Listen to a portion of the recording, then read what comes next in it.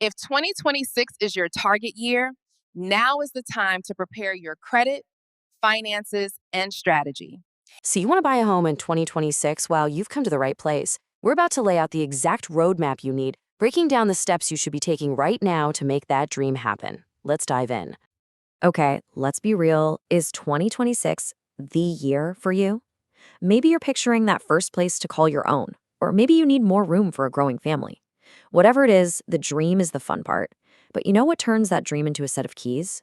Preparation. And that's where this piece of wisdom from our source material really hits home. Getting a house isn't about luck, it's all about strategy. Seriously, the things you do now are what will decide whether you're successful later. This is your head start, right here. To make this whole thing feel less overwhelming, we've broken the entire journey down into just 3 key stops. First, we're going to get crystal clear on the real estate market. Second, we'll simplify the whole world of mortgages. And third, we're going to build that rock-solid credit confidence. All right, our first stop is all about understanding the playing field.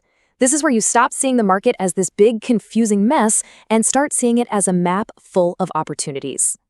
So before we even talk strategy, let's talk about the common traps people fall into. Things like totally misunderstanding a builder incentive that could have saved them thousands, or completely overlooking a neighborhood that's about to become the next hotspot. Avoiding these mistakes alone puts you way, way ahead of the game. So here's the bottom line. Knowledge is what turns you from just another person looking at houses into a savvy, strategic buyer. When you can spot the trends and see where the real value is, you're not just buying a house, you're making a brilliant investment. Okay, let's roll into stop number 2. We're diving into the financial heart of this whole thing, the mortgage. I know, this can feel like the scariest part for a lot of people, but trust me, it doesn't have to be. You hear these letters thrown around all the time, right? FHA, VA, conventional. It sounds like a bowl of alphabet soup, but figuring out the basics is absolutely crucial to picking the right loan for you. Okay, this chart makes it super simple. Think of an FHA loan as a fantastic option if your credit score is still a work in progress or you have a smaller down payment.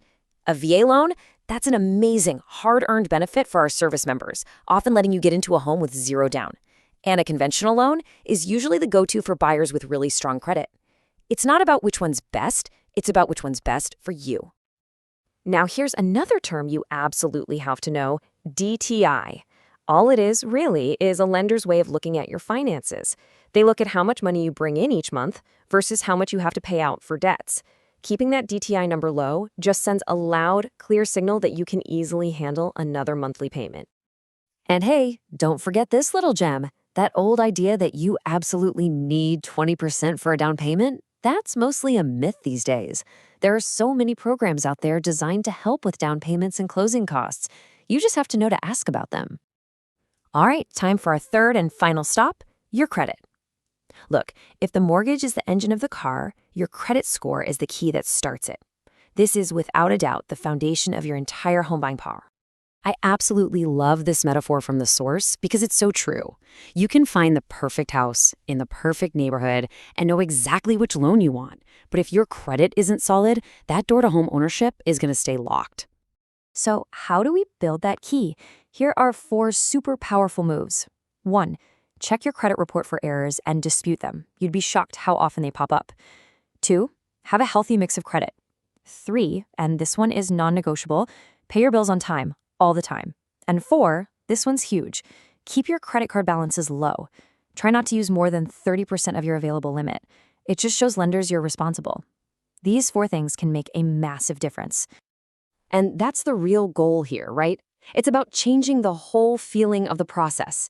It's about going from being nervous and uncertain to walking into a lender's office with your head held high, completely confident because you know you're ready. So we've hit all our stops. The market, the mortgage, and your credit. Now, let's bring it all home and talk about the destination, having a real, concrete action plan that you can start using today. So think about what you have now.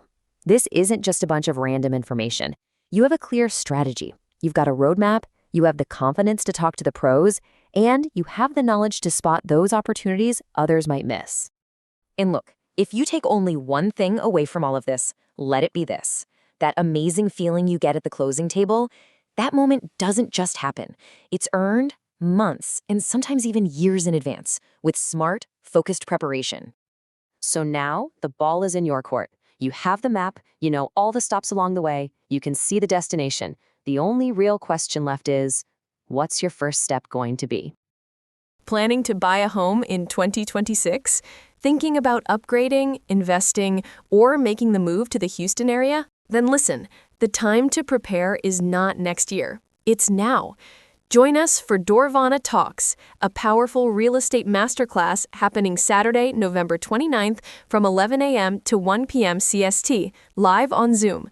This is your chance to get the clarity, confidence, and guidance you need before the 2026 buying season begins.